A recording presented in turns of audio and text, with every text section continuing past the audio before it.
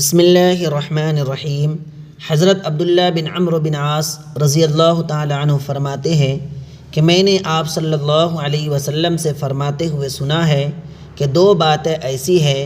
کہ وہ جس کے اندر موجود ہوں گی اللہ تعالیٰ اس کا نام صابروں اور شاکروں میں لکھ دیتا ہے،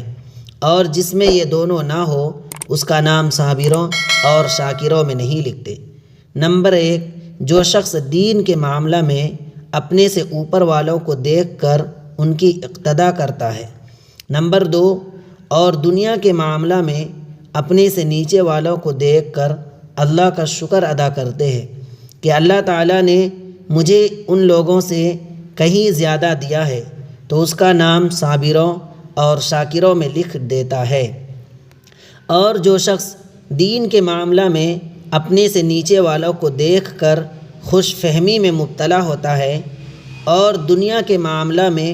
اپنے سے اوپر والوں کو دیکھ کر افسوس کرتا ہے کہ فلاں کو کیسی کیسی دولت نصیب ہوئی، تو خود بھی چاہتا ہے کہ وہاں تک پہنچ جائے اور پہنچ نہیں پاتا تو غم و رنج اور بے چینی میں رہتا ہے، ایسا کو صبر شکر نصیب نہیں ہوتا، بلکہ ان کا نام بے صبروں اور ناشکروں میں درج کر دیا جاتا ہے۔